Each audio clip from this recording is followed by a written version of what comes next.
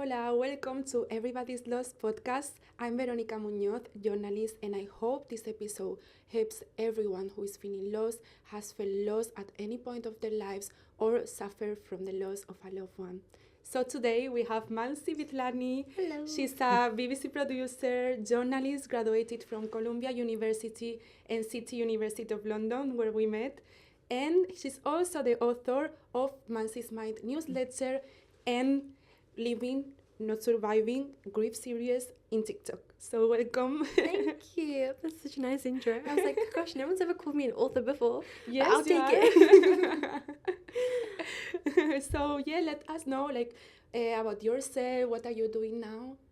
Okay, so yeah, I'm Mansi. I am, as you said, producer. So I work for the BBC in a company called Audio Always, and I make radio and podcasts. So I work on a Radio 1 show, which is really fun, BBC Radio 1 Life Hacks, and then I do stuff, kind of like documentaries or podcasts, I've done like BBC Radio 4, The World Service, and then stuff that's more like true crime based for Audio Always. So that's like my day-to-day, and as you mentioned, I have a newsletter, Mansi's Mind. It's nearly a year's old. Wow, congratulations. Thank you. I'm like quite proud that I've actually committed to doing it every single week. With the BBC producer and everything, honestly. I think I've only skipped two, which is fine. I think one, I was ill. Holidays. And two, I don't know what I was doing. I was just like, I'm sorry, I can't do one this week. But yeah, it's basically a newsletter. I started it whilst I was in like this first year of my grief journey, and it's really helped me navigate everything that's going on in my mind and just like put it on paper and kind of help others if they're feeling the same way. And it's not like always sad and gloomy. I feel like I try and talk about topics that if you can't relate to loss, you can relate to like navigating your 20s or like friendships and family. So yeah, I love writing. I feel like it's my hobby, which probably shouldn't be because it's so related to like work world, but it is nice to just sit every week and just write and pour everything out. Yeah, so I think like writing, it kind of relieves your emotions and it makes you understand yourself when you are writing. Then at the end, I think every story, every writing has like a beginning and an end, and in the end, you kind of realize of what you are feeling, and it's like, I don't know, introspective as well. So yeah, like how did you come up with that? What are some of the topics that are more important for you?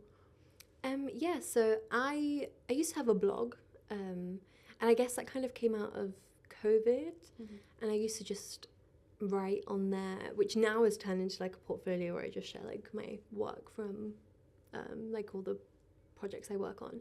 But I just wasn't really consistent with that, and I thought a newsletter is nice because it goes to everyone's inbox. Like when I had a blog, I had to like force the link out, like please read this.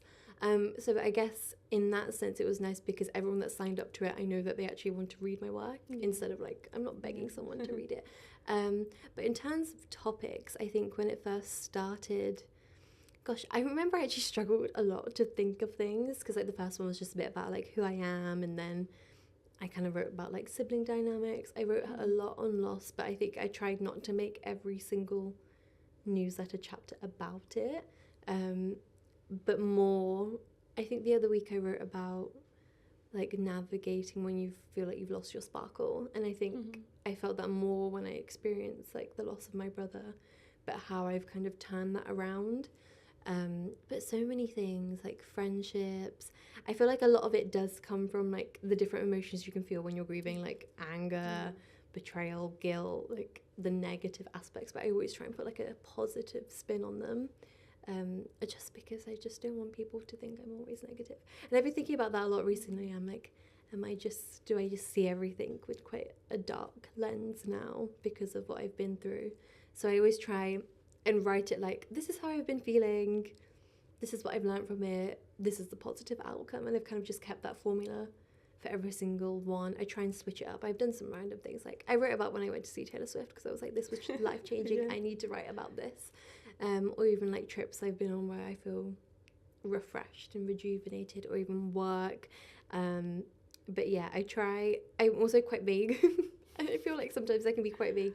So something happens in the week or something more personal, I obviously don't want to explicitly spell that out and be like, this happened, or this person hurt my feelings, or I got angry about this at work or something, because I'm like, people are going to know it's about them. So I just try and reflect it into like a bigger picture of what people can relate to in those kind of situations. But yeah, I think, as you mentioned, like writing just really does like clear the mind, and it's always, I think it's really nice when people message me after they've read something like, actually I really resonated with this. And I think my process, which I don't really, people won't know about in the newsletters, but I write a really messy draft at the start. Like, it's awful. I just scramble everything into a page, and then I spend like an hour refining it and putting it more into like a story. So I think for me it's really good, because it's more, I guess I take like a journaling process in that sense, that I can just let everything out and then make it better. Because not put all the raw, I think it is quite raw, but not like everything. Everyone doesn't need to know everything.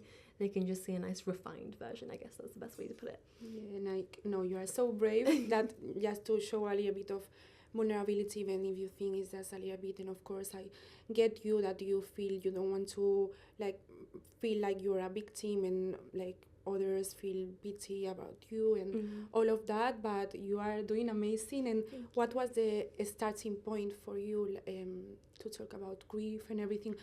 How did you come to that? Because I think it's really hard to show vulnerability and talk about that. And when that happened with my mom, when I lost my mom, people, I talk about it like a year later, and they were asking me why you decided to start talking about it now. But I don't know why you. How did you find the courage to start your newsletter talking about grief and the loss of your brother? Yeah, I completely like resonate with that feeling of why are you doing it so much time after it's passed. And I think when my brother passed away, I mean, we were both in a similar position. We were both at university, kind of finishing our studies, and I think that kind of just took over my brain. I was like, I need to graduate. And then I just didn't really feel comfortable sharing anything on social media. I think I went quite dark for quite a while. You were so busy already, like just studies and grieving. And I just kind of, I was like, no one needs to know about my life. Like, I need that time for myself. And I did wait a while. I think I didn't post on my Mansi the Journo account until maybe like a week before my graduation. Like, I've been really quiet on here. This is what happened. And I think doing that for the first time, and maybe people not in my close-knit community, like other people that follow, knowing what was going on in my life, I think it was a bit refreshing that people were so kind and supportive. But I did feel strange doing that, like putting that post out there, like, oh my gosh, my brother's passed away. I'm just updating you all on my life. And then I didn't really talk about grief or mental health for that much longer after that. I think I just left it because I got a job and I kind of just threw myself into that. I did wait, I would say like a year and a couple of months. And I think it's because in that time I also got therapy. And that made me try and just navigate my mind, because I think if I started talking about grief straight away and what I was feeling, it would have come a lot from a place of anger and bitterness. And I think that we should talk about those aspects, like I guess the uglier side of grief. But I don't think I should have, like, if I started writing in that stage, I think it just would have been really bad for me, but also I wouldn't want to put that in the world just because I don't think how it would be helpful for other people. I think people relate to that side of just kind of hating. I feel like I went through a massive phase of just hating everyone, hating anything, hating just like myself. You just wanted to be alone. Yeah. So I think I had to do a lot of work on myself and just kind of figure out how I want to live life again. I think that was something that took a long time. I'd say, like a year, because I guess I started talking more about grief last year. So being in a better position, like I had to mentally rewire my brain and just get to a position where I was like, actually, okay, I feel comfortable sharing my experience now because I've done X, Y, Z to kind of feel better within myself and know that what I'm sharing is useful. If that makes sense. Yeah, of course, like therapy is so important to help. There's they think or they say time heals, but I don't think time heals with grief. Do you think time heals with grief, or actually you No. have to implement therapy, a lot of writing your emotions, journaling, and all of that? Yeah, I think when everyone tells me time heals, I'm like, okay, I'm just gonna Yeah, ignore it it. goes Like, you don't want to fight back. I'm just like, it would just go over my head. because grief, it goes, I don't know, sometimes you think you overcame it and then something like random comes and you think about them, and I don't know, it's like a roller coaster, it's never linear. Yeah, it is definitely a roller coaster, and I think it's like you said, you have to do the work. And sometimes I also get really frustrated with that because I'm like, how does like the world or God, the universe, like whatever you believe in, take someone so important From to you. you, like take that away, and then you have to do all this work to kind of feel better again. So yeah, I think time doesn't heal, but you get better at handling it. And I think you know your triggers and set more boundaries. Like I think that's one thing that grief has taught me is like I now have way more boundaries than I did before, and I say no more, and I just do stuff that makes me happy, and I kind of just forget about everyone else's opinions, which before really mattered to me. But I was like, do you know what? It doesn't. I think like what makes me happy, what makes my heart happy, what keeps me like sane mentally is more important than everything else around. Yeah. And also, this is a feeling I also feel like I have lost the person I love the most. So now, like the world, or this is like a strange feeling, but the rest of the people, it, I don't know, for me, they don't matter as much. Like they matter, but I've lost the person I love the most. I don't know. So, yeah, how was also for you? You was studying the masters in Columbia University. Yeah. And how was it for you? Like, it was your dream to study at masters. It's a dream come true. Studying Colombia for everyone, but you was far from family, and that happened. So, did you kind of find a purpose? Like, okay, I'm grieving, but I have to do this. I have to graduate. Or do you think it became more challenging? Did you ever think I'm not going to graduate, or which emotions did you have at that time? I think now when I look back on that period, I'm so glad I went back. It was so strange. I think so. The semesters work like August to December, and then you go back January until May. So when I came back in December, I had like a month or like 3 weeks, and then my brother passed. And the day he passed away was the day I was meant to go back. Now when I look back, I'm like, he was really poorly when I came back, and I just think, did he just wait for me to have that time with him? Did he know he was going to go? And he was like, no, I can pull through for another 3 weeks. And when I told the journalism school, they gave me two options. They were like, you can come back in a year, or we'll support you and you can finish. And I didn't really have long to make that decision. I think I had a couple of days and I was like, I don't know what to do because I want to be with my family. New York is really far. But I'm so glad I went back, because if I went back a year later, I wouldn't have like the friends that I made and that support system. And it was so strange. So they were very nice. They let me do classes on Zoom for 2 weeks. But it was really funny because of the time difference. So I remember some of the classes were like 9:30 p.m. here until like 11:30 p.m. But I wasn't really engaging at that point because it was so raw. It'd been like 2 weeks since my brother passed away, but I was just like, I'm here, I'm present. And then when I went back, it was, I think I just put myself into a little bubble and said, finish this degree, because that is what he'd want. He'd want you to graduate, he'd want you to do well. And I'd be like in my dorm most days. I watched a comfort show. I was just trying to navigate it all. I was also really behind, so I think I just kind of stuck myself into the work. I was lucky because my parents flew out and my other brother flew out. I had a friend that flew out during that period, and I also came home in between. So it was kind of crazy, but I think it was the best decision I made. Like if I went back a year later not having the friends that I'd already established in the first 6 months there, I think it would have been really difficult. And I think I definitely got lucky that within 6 months of being in New York, I found such a good unit of people that also helped me get to the finish line.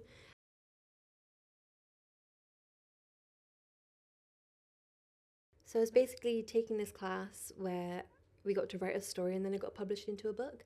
So I basically decided I wanted to talk about my brother, and it was so bizarre because the professor, so we had two, one of the professor's sons had the same condition as my brother and passed away as well. So I just was like, Reminded you. is this meant to be? Like, are we meant to be working together on this Yes. project? So I think that really helped. But in terms of grieving, I just feel like it was a weird time. Like, I don't think I was processing anything like I was meant to. I think I just had my head in the zone, like, get to the finish line, graduate, and you're going to come home.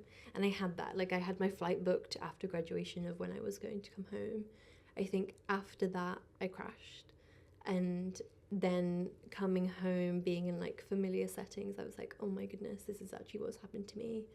And I think that first month or so being at home, I was like, you'd wake up and he's not there. And just seeing the small reminders, I think that's when I was just like, I've lost my brother. So I think New York was an escape. And I say, like, I'm glad I went back. I don't know if it was a healthy decision. Like, I don't know if I should have gone straight into therapy, but I don't know if I was ready to talk about it then, because it was also raw. It was when I came back, I looked into therapy on the NHS, but the waiting list was so long. Which is really sad, because I can't even imagine the amount of people that are going through something so similar.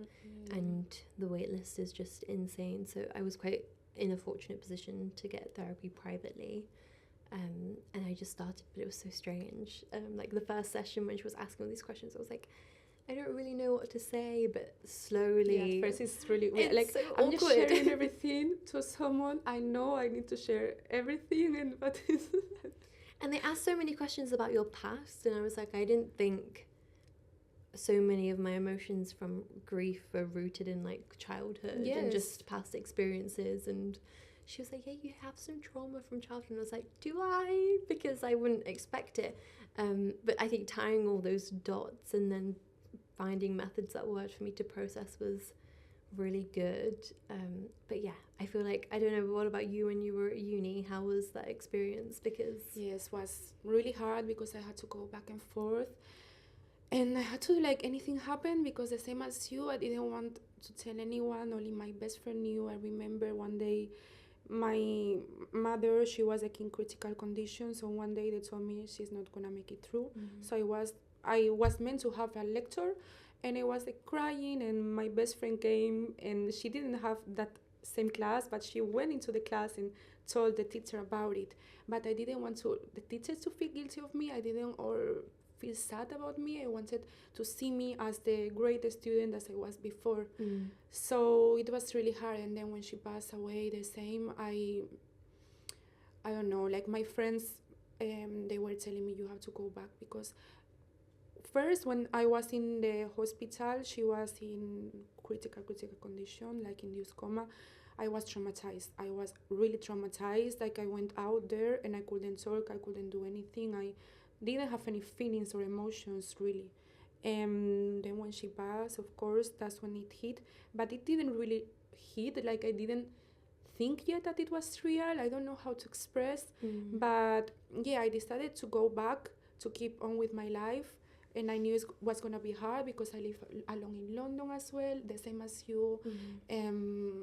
I have to do everything by myself. And I had my support. I have my friends like you, but the same, I will spend all the time at home watching movies. My best friend, she was calling me all the time. I wasn't replying any calls. But I don't know about you, but I felt a bit of a distraction studying. I have this regret that I know I could have done much better and reached my full potential if this didn't happen. And maybe would have been wise to make a pause and, like, go back to uni when I fell, or the next year. But I don't know. I think for me, it was just fighting for my dreams, the same as you, to be a journalist, and just going there, it distracts your mind. You are doing things. I think if I was rooted in bed or just back home, everything will remind me of her, and I will be much worse. So, for example, do you think that helped you, like, to keep yourself busy with the studies, with then going to work in a dream job?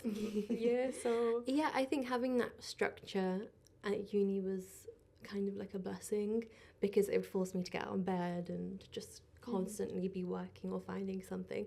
But I do agree with what you've said, like perception. I think everyone was very supportive, but I could see in the back of their mind, they're like, that is the girl that's just lost her brother. Like there was that pity a little bit, maybe. Or I remember when I first went back to New York with my parents, and like when I first walked into the building, like everyone just looked at me and they were shocked that I was there. To be honest, I think I was still shocked that I even went back, but that was quite hard, being that girl. I don't know if you experienced something similar. My problem was that I was so close, like nobody knew, nobody. I told like a few weeks later when I was doing like a news day, you know how busy it is, and that was when my mom just passed, and the next day I was flying back to do the news day. My best friend, she told me, you have to tell, because what you are experiencing right now. But I didn't want my teachers to grade me better or to feel bad about me. I just wanted them to grade me as the student that I was. But yeah, nobody knew. And also because I feel the way my mom passed, it was so traumatizing, that it's like too much, I don't know, so nobody knew. But that's also harder because you are feeling in pain, and people, they can see, I feel you are tired, I see you. Or if you have one day that you are a bit happier, they tell you, oh, you look happier today, you look, and then you realize, but yeah, I think actually it's better to be open to talk about it. It's not good to keep the emotions to yourself, but it's hard, like both positions. If you tell, you don't want people to remind you all the time. If you don't tell, you wish people knew your pain just a little bit. So no, it's so tricky. I think there's no right or wrong. But I think, going back to your question with work, I don't know, I've been thinking about this a lot recently because the opportunity came up, so of course I was going to apply. I don't know if I should have thrown myself into work. Now I'm just like, I should have just traveled for a couple of months and like just seen the world and taken that time. So I came back in May and I got the job in August. It wasn't that long. I had a couple of months at home. And it was fine. It was fun. It was exciting. I was like, oh my God, I'm at the BBC. Like, this is such a dream. But I did crash. And I didn't expect to. I was like, why? It's like my mind just felt so heavy. Like, I could physically feel the pain in my head. And I was like, I don't know what this is. What's going on? My mood was just so low. And, like, we went to the doctors. And then they prescribed me on antidepressants. And I was just like, do I just quit my job? Like, what do I do? Do I keep going?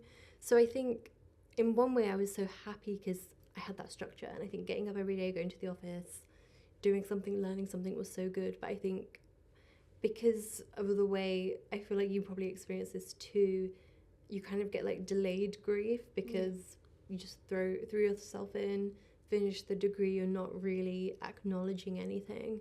So I think, I don't know, it's so hard because there's no right or wrong. But I also think we're in that kind of career, like if an opportunity comes, you're just going to take it because it's so hard to get a job anyway. So if I said no, I don't know what position I'd be in now. But yeah, I think it was quite tricky. And also just working with people that they were all new, no one knew about my life, and kind of introducing everything again was quite tricky. I'm quite lucky that like one of the colleagues I worked with has been through something quite similar, and she would always check in. But yeah, I think, I don't know what I would have done. If looking back, I'm like, should I just have taken 6 or 7 months off, or just not found anything for a while and then got into work? But you can't change time. And I think when you are grieving, or when you, for example, when your brother was poorly, you have to like put your strength, like be so strong and do everything and do it for them. And also you have other brother, your family, so you have to be strong for them, because if you are showing your emotions or crying all the time, then they are going to be as well. So you have to put this facade, this wall. But then of course your body can't take it for so long. At some point your body crashes, and that's when you go into depression. I was feeling also like not wanting to go out from bed, or also what you are saying as well, like they didn't know. And when the grieving the grief, when the grief is so recent, what happens is that we are not ourselves. I don't know if what I didn't feel myself, and I wish you knew me before, like how I was before. I feel like I didn't recognize myself, and my personality became very muted. I didn't really want to go out. I mean, it was just strange. Like, I feel like if I went somewhere, I remember I had a wedding, a close family relative's wedding. I think it was like 8 months, 10 months down the line. And we all went, but you just don't feel present. Like, I'm physically there as a body, but my mind is just elsewhere. I think relearning how to socialize again has been quite difficult. But I guess that's where it comes into like doing therapy and knowing my boundaries. And I feel like I only say yes to things if I genuinely want to be there, and not having that guilt of saying no anymore, because I also am like, no one wants to be around someone that's just like sad, which is No, but don't think that. I know, but you don't I really know, want to put yeah. anyone in that position. I So know. sometimes I'm like, it's just better to say no and just not go to anything. And I think having that time to just be at home as well, I think I was quite lucky, and I'm still at home now. I don't know what it will be like when I leave. I feel like my parents never want me to leave now. I feel like they've just got so used to me being there. But it's just nice to be in like the comfort of home. And having done like 3 years in London, a year in New York, I think I needed that time to just recharge and rediscover what I like and what I like to do, and just be a little bit more, have like a slower pace of life. I think that was really necessary for me. I think if I jumped back into a job like in London, I think I would have just gone crazy, because I wouldn't have been able to keep up with that lifestyle. Whereas now, because I've been able to slow down, I can just take everything at my own pace. Yeah, I think that's what happens when you are grieving. You have to be soft with yourself. Don't be so harsh. It's normal. I think we feel harsh on ourselves. You, for example, when you say nobody wants to be with someone who is sad all the time, I'm sure not. You are so interesting, funny, and kind. Like, I'm sure your friends love to be around you, but I feel the same. Or if I meet someone new or something, I'm like, I don't want to show vulnerability, or it's really really hard, right? But I think that's why. So for example, a part of being at home, what are some activities or hobbies that have helped you to heal? You know, I don't think I have a hobby. Writing. Writing is probably my hobby, but when I was thinking about this, I was like, what do I actually do? I mean, I do Pilates twice a week, if that counts as a hobby. And I think this year what I've really tried to do is 6,000 steps. I would love to do 10,000 a day, but I'm at my desk too much and I don't wake up early enough to go out for a walk. But I think it's more like trying to build small habits and implementing them into my day where I have my time for myself. So I feel like walking is really helping me, journaling as well. But I actually I call it like a cheat journal, because I can do it where you sit down, write the date and write everything on your mind, but I feel I got one that has a bit more structure. So it basically asks you, what are you grateful for? 3 things. Then it's like, what would make today great? So you write another 3 things that would make the day good. Write an affirmation, and then at the end of the day in the evening, you go back and write like 3 things that made you happy today, and then something you learned. And I think having that structure of doing that every single day made me change my perspective and made me realize like lots of happy things do happen every day. Like, I'm not just seeing everything negatively. Actually, someone gave me really good feedback, or like a parcel came, or I finished a book. Like, it just made me realize like the small things are so important. Yes. I think when you go through loss as well, I think that's probably one of the most important things I've learned. Like, every moment matters. It doesn't matter if it's like singing in the shower or tying your shoelace. Like, everything is so crucial to life. So yeah, I do want a proper hobby though, like something. I used to dance. I don't think I'd do that again now. I think Which kind of dance? Classical, like nice. So you do classical and then Bollywood. It was very intense, and I think it was, you know, we just put something that was part of your childhood, and then that is like, I probably won't go back to I it used to do again. ballet as well. I think all the girls ballet, did some or sort of classical. dance. Or I'm like, maybe I should start tennis. But I think I try and carve time out for myself. And I guess my newsletter is definitely a hobby, because I just, I put so much love into it and give it time. It's like a little baby. I try not to like leave it last minute. It goes out on a Sunday in the morning.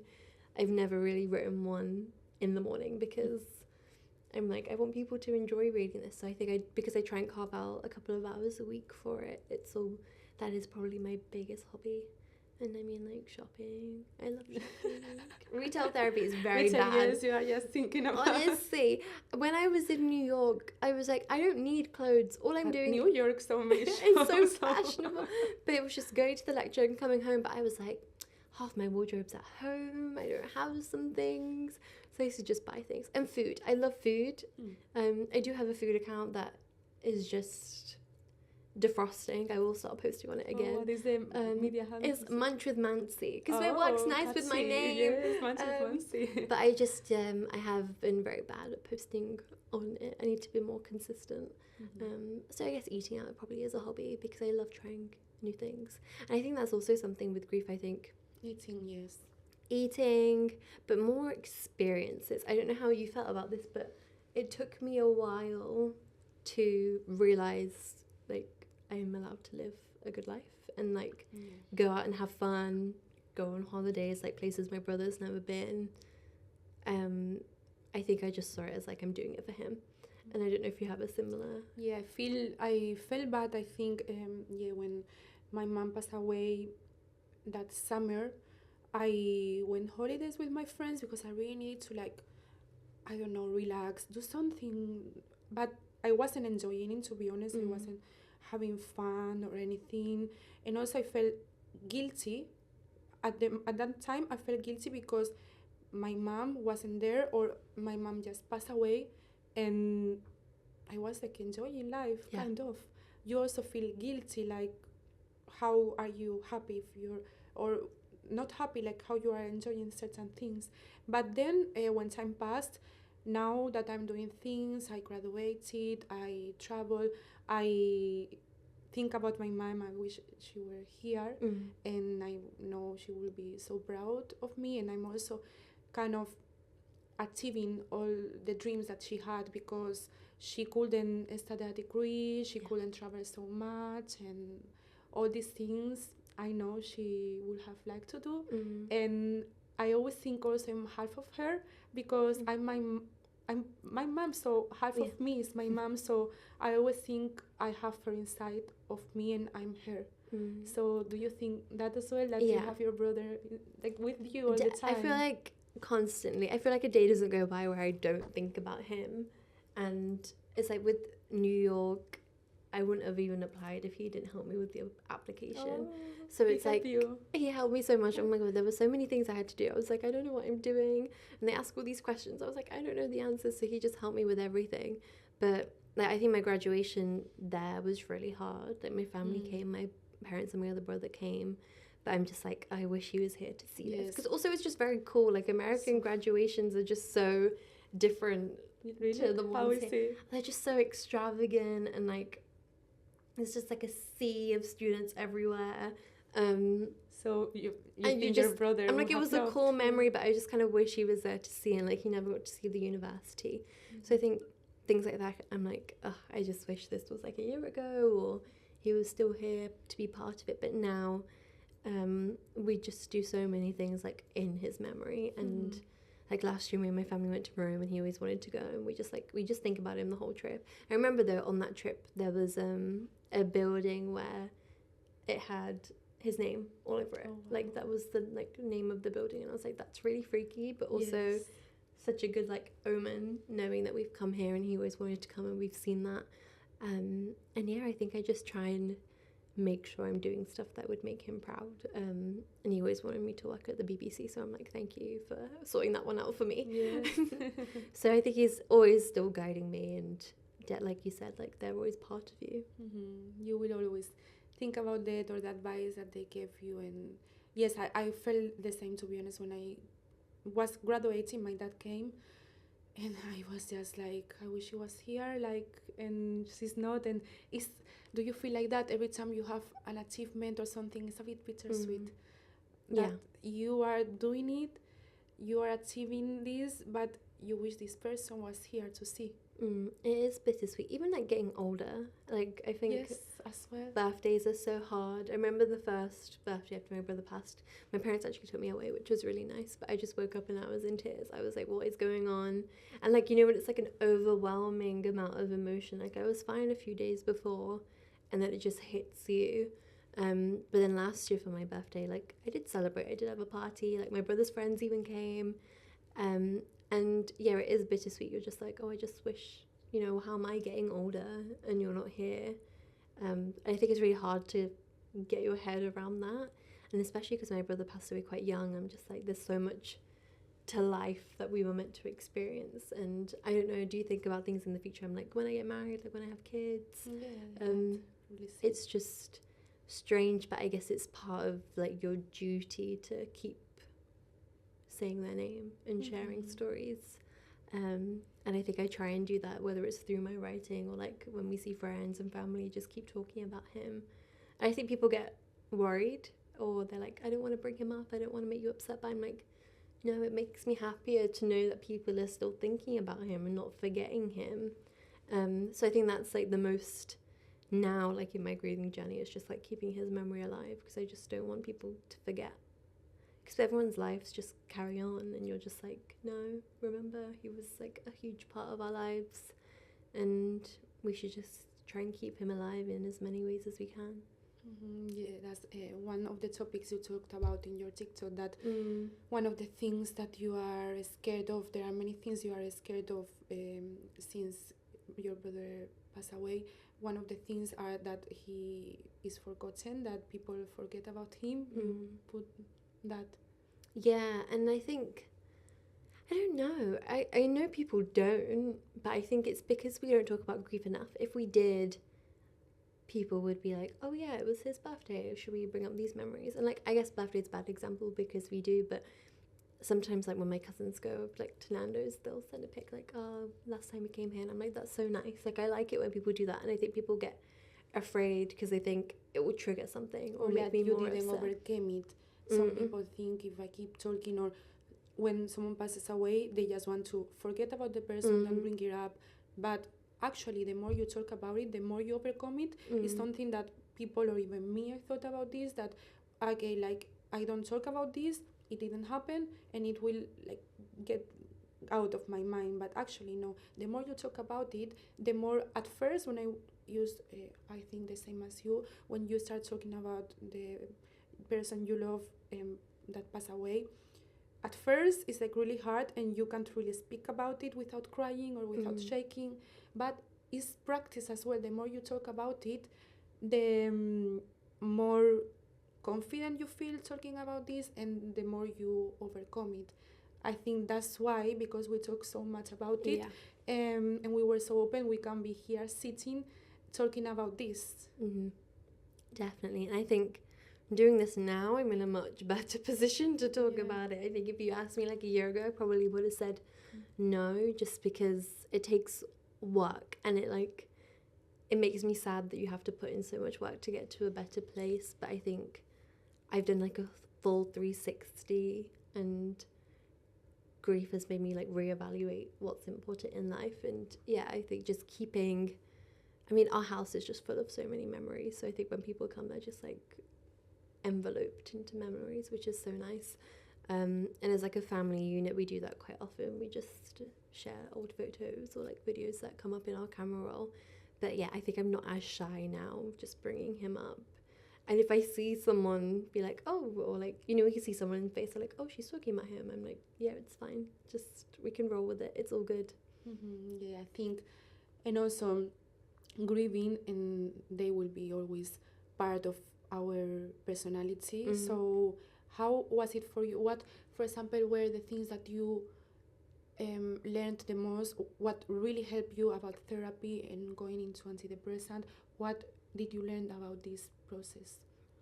I think when I went, I was quite scared to go on antidepressants because, I mean, you hear things, and I don't know, it can sometimes make it harder. Like that first month, I think it was really difficult because I did feel a bit worse. And I think my personality just went like I feel like there was nothing really in me. I was just going to work, doing my thing, coming home. But after a while, I was only on them for about, I think 6 or 7 months. I think it just re-regulated like my system, and was just like a little push that I don't think I would have been able to do by myself without them. And it was good because I like did a small dose, then I increased, and then I kind of weaned off them. But I think going on them and having therapy side by side. So I did cognitive behavioral I therapy. did that as well. It's Yeah. so useful because they teach you how to act on your anxiety, and it's more through actions, right? Yeah, because I got offered bereavement counselling and I didn't mind. My mum did it, but I feel when we spoke after her sessions, no solution was coming out of it, because I think in bereavement counselling you can wallow a bit more. And I think at the stage I was in, I think bereavement counselling would have been good for that initial shock. Whereas because I was starting therapy about 7 or 8 months later, I didn't need to like relive the shock of it. I needed like actual help for moving forward in my life. And I think it was hard. I don't know how many people have experienced CBT, but it takes a lot of work.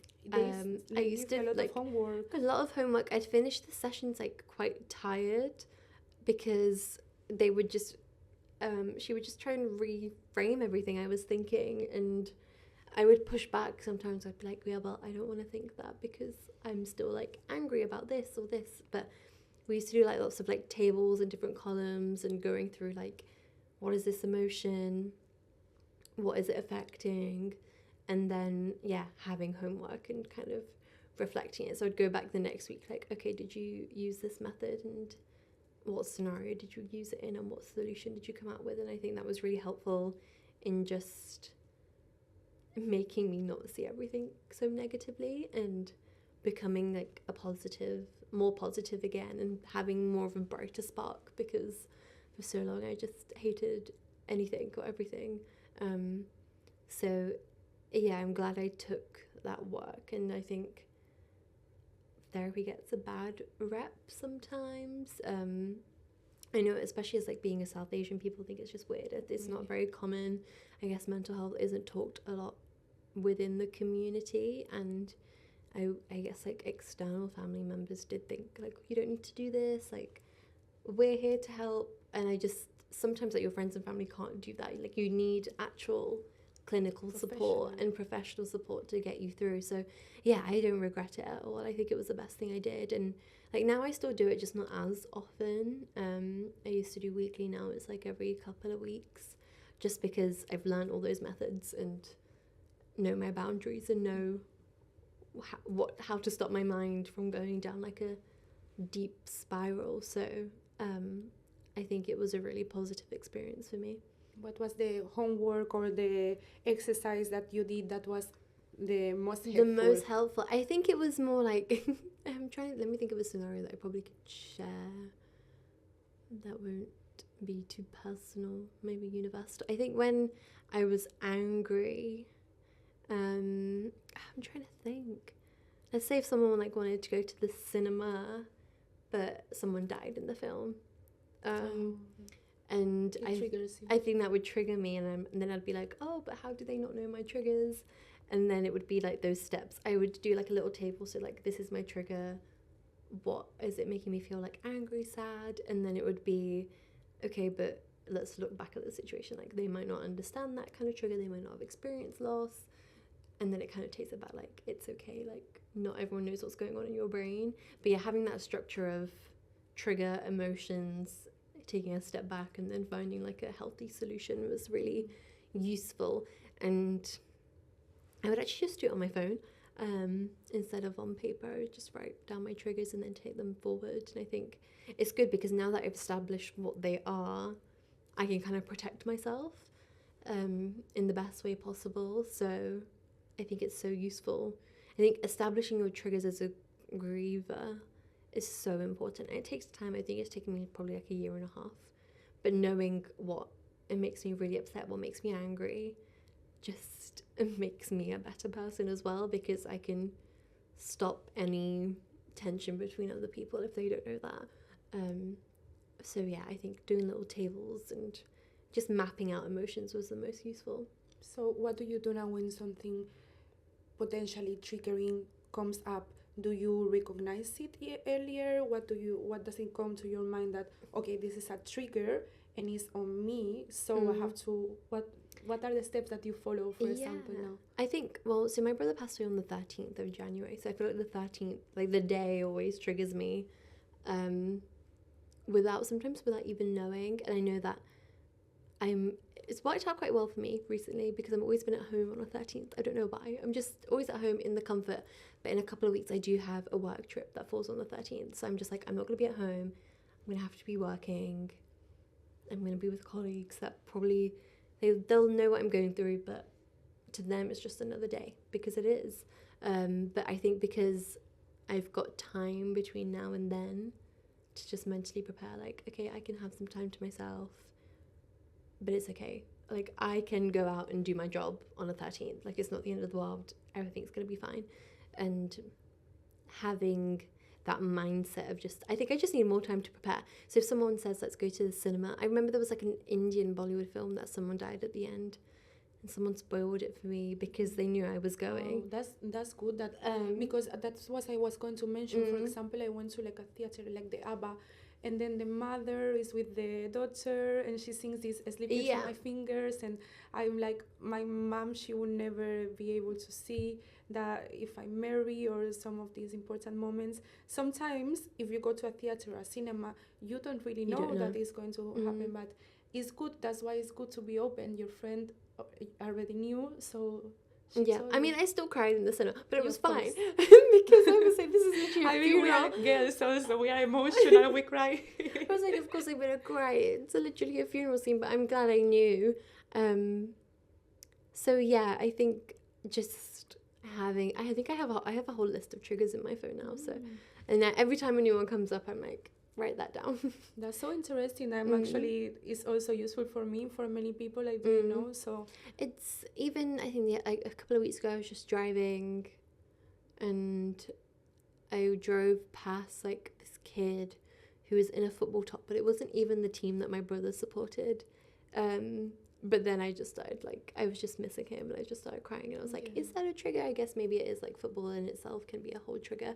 But yeah, having it on my phone is just, it's nice and safe. And when you learn new ones, it's good because then I'll be prepared for the next time and exposed to that situation. That's good. I didn't think about that, but I will start doing so every time something, because now thinking about it, of course, if in a movie it appears a mother with her daughter, I will get triggered, that for sure. But I'm not really sure about other ones, so it's useful to, every time that happens, you write it down, because maybe sometimes you forget, but if you write it down, you already know, so you are more aware of these triggers. Because sometimes actually when you are grieving, even the small thing can trigger you. Just eating something my mom or your brother liked, or the most simple thing. Yeah, definitely. And I think, gosh, it can be absolutely anything. Going to weddings, like starting to go to like family events, I found really hard because I was like, eventually I'll get married and my brother won't be there. But I think we as a family like to do a lot of things in his memory. So we do like prayers on his anniversary of his death, and like for his birthday, like we'll still order a cake. I think doing those things, like, I actually think people must think it's weird because like we still get a birthday cake, still light a candle, but you just do it for yourself. And I think you just stop caring what anyone else thinks. I think people, they don't understand it. They don't understand because they haven't lost someone that they really, really love, or they don't understand. And now I understand that it's normal to do that, because it's kind of to have them present in some way.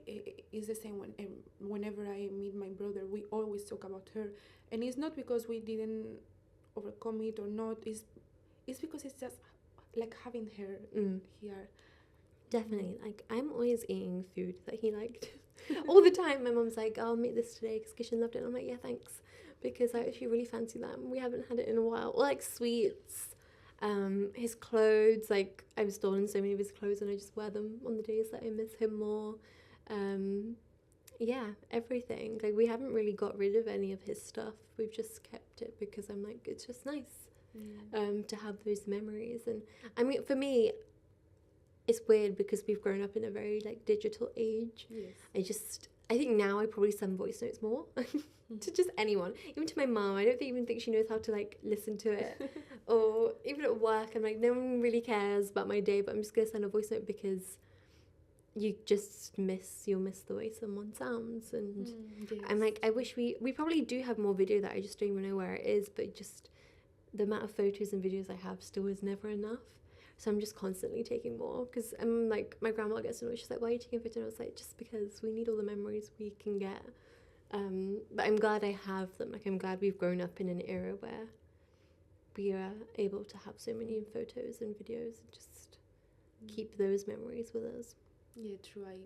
While you was talking about that, I was having in my mind the videos I have of my mom, because I think it's really sad to say this, but our brain, it has a strange way of remembering faces. Yeah. So I'm really scared of like forgetting how her face looked. Or are you scared as well of forgetting? Don't know.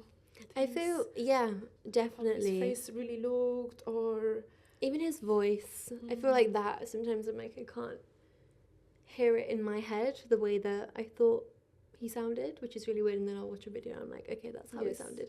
Or his laugh, like, yeah, it's strange. So I'm just glad I have what I do. But yeah, I just wish I had so much more, which is like weird thing to say, but I wish we sent more voice notes between each other. I mean, we have texts, but I'm like, I can't. If I read back conversations, I'm like, I don't read it in his voice because it's not as frequent in my day to day. So I have to remind myself what. Now I'm like, I don't remember what you sound like exactly, which is so strange. Yeah, going to that now you are taking more pictures, more videos, and we can also relate it that now we live more in the present, in the moment, and every little moment of happiness we appreciate it even more, because we know that it's not going to last. And more, for example, with our parents that are getting old, or definitely. And I think like my grandma lives with me, and I know like for her this experience has been so strange because she's the eldest in the house. And I think like I think it's so different, like losing a sibling and then losing a grandchild. Like, I can't imagine, because you'd think you'd go first. Like, she says it all the time. And yeah, but I always think like, who's next, which is really scary, and I don't like that aspect. And I think never know. That's something that I still want to work on in therapy, like not being scared of losing more people. But I think like even before my brother passed, like my uncle passed away, I've lost a few cousins. I think it's just been there.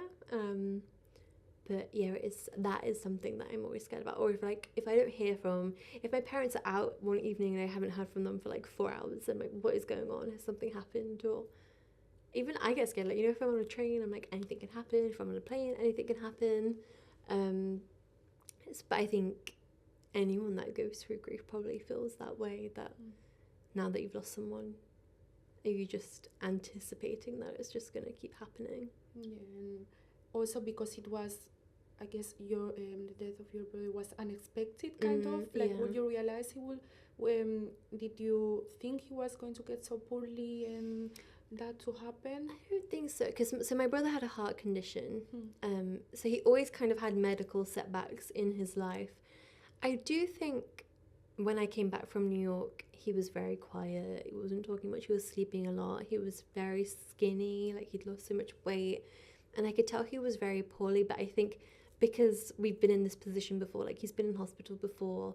Like, this whole summer before I went to New York, he was in hospital, but he came home. And I think in my mind, because we had a month at home and then he went into hospital, even like 2 days before I saw him, I was like, okay, he does look different. Like, his eyes look strange. He's got a really bad infection, but my whole family thought he'll come home. I think it was only until the day before where he asked to see, like, it was just crazy. We basically took over a whole hospital ward because, like, all his friends came, all of our cousins came, loads of family came. But I still went, like, I asked him, can I stay? And he was like, no, go home, get some sleep. I went home, like, we'll go again tomorrow. He'll be fine. He'll come home. And yeah, I guess it wasn't really until that morning, until he was put on palliative care, that it was like, we're going to lose him. So completely unexpected. I just thought he would fight through it, but I think he was just so poorly and so weak that he just, I don't think he gave up. I think he just knew it was the end. You never realize, even if they are poorly, or you never expect that someone you love is going to pass away. The same as my mom. She was really, really critical induced coma, but I had like little bit of hope. Yeah. I don't know. And then she was in induced coma, but she was reacting. Then I had to come back to do my assignments. And my uncle and my aunt were there, and she was kind of speaking a bit. So I came back hoping that, okay, she woke up, so she's recovering.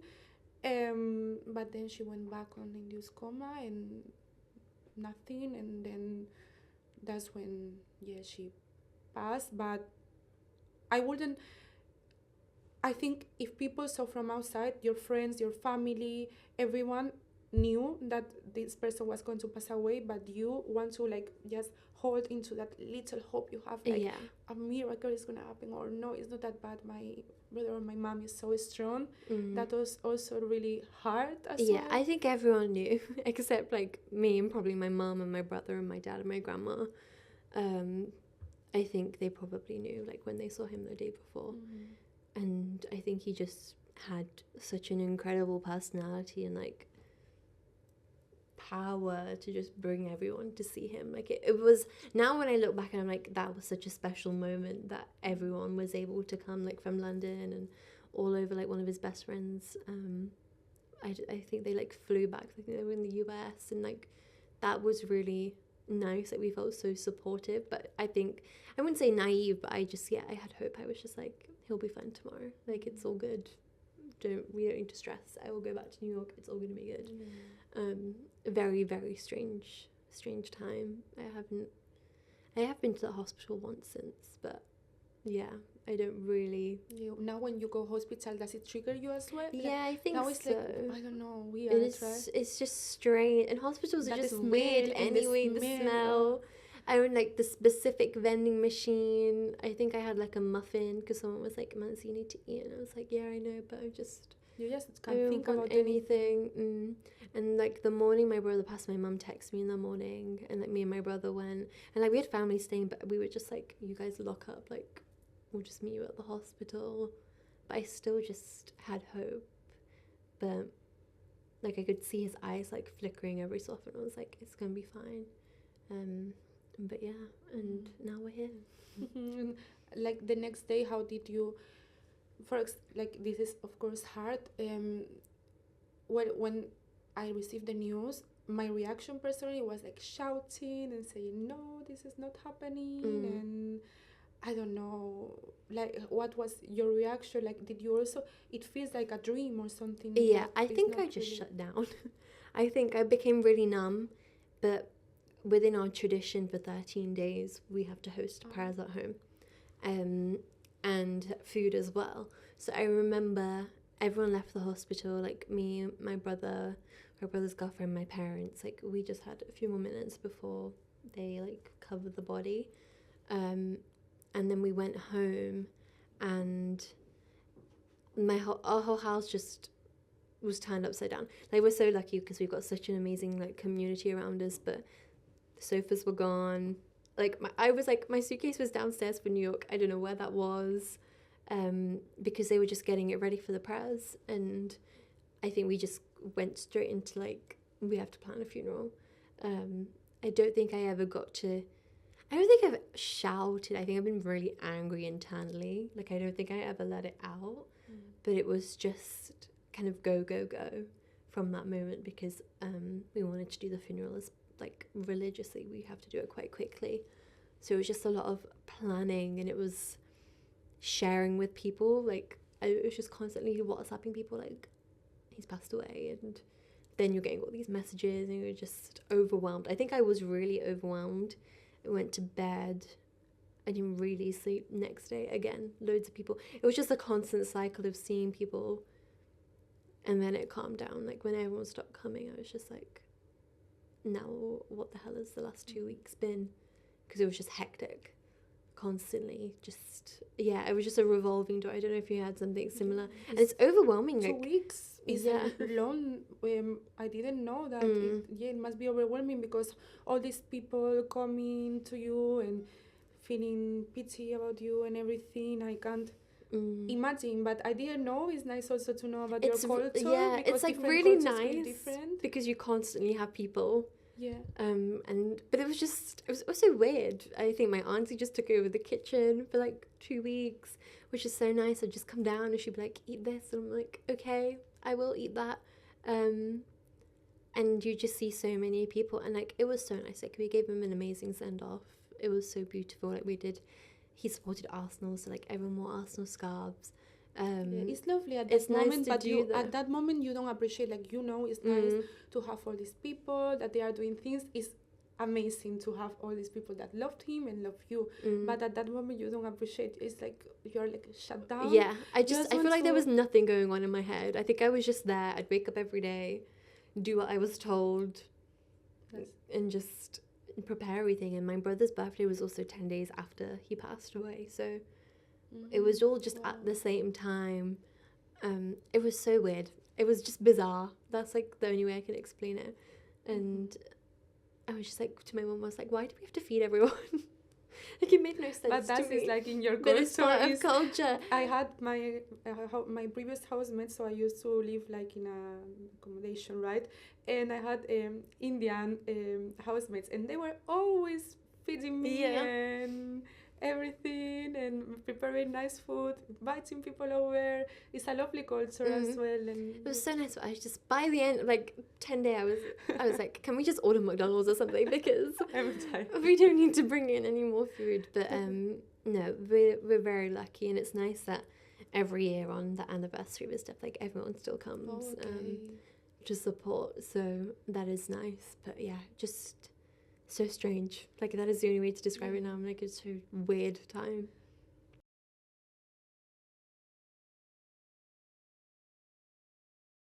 So yeah, I think that when you did that is when death kind of became more official. So has your perspective of death changed since that happened? For example, I think when we are kids, our perspective of death, we are so scared. For example, me, I will run to my mom's room because I will have these random thoughts that she would die and I didn't want her to die, and like that really, really scared me.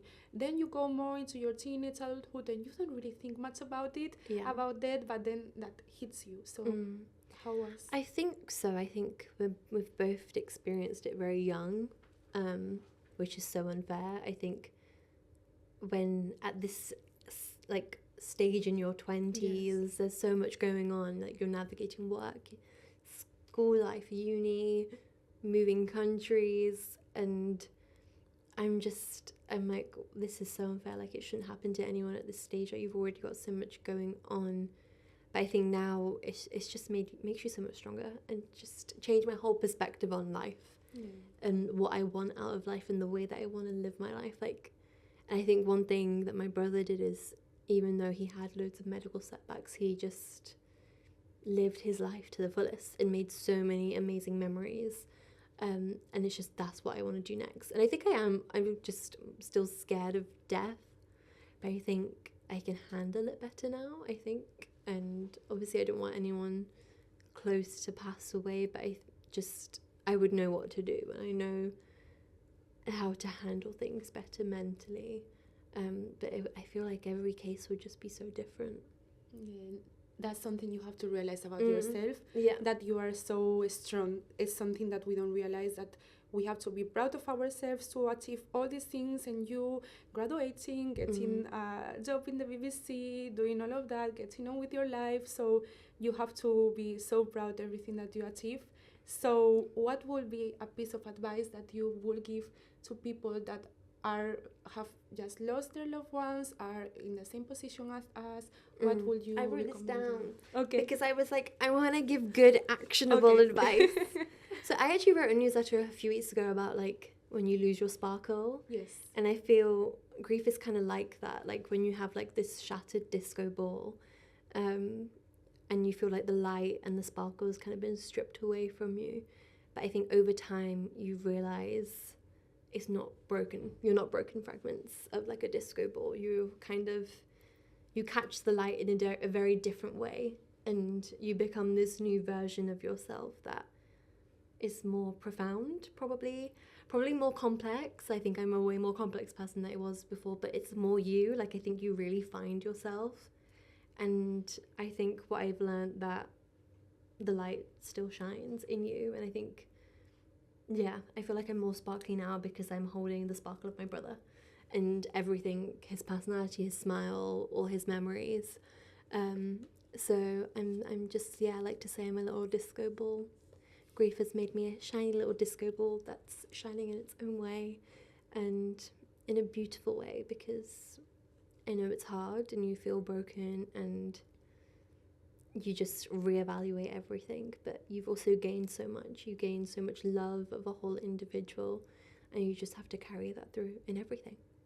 Wow, that's so beautiful, Mansi. So beautiful. So you are the disco ball. It's really beautiful. Yeah. That. And you are too. Like you've been through so much, and I think doing this is gonna help so many people. Yes, that's what I'm doing. I'm doing the podcast that I would like others to listen, because when actually my mom passed, I was looking through podcast. There were some, but I want to help others with the same position as us and with everything that you said in your last discover advice. I think that's how you have to look at life. So you are going to help many people as well. And so what if you can tell your social media handles, your newsletter, where to find you, so people can benefit from all your advices, not just in this podcast, but in the future as well. Thank you. So on Instagram, I am at Mansi the Journo. And then if you go in the link in my bio, you can subscribe to my newsletter there, or type in Mansi's Mind on Google, it should come up. Thank you so much for having me. Thank you for coming. Of course. If you like this episode, like it or comment something that you liked about it, something that maybe you might relate to it. And until the next episode, adios.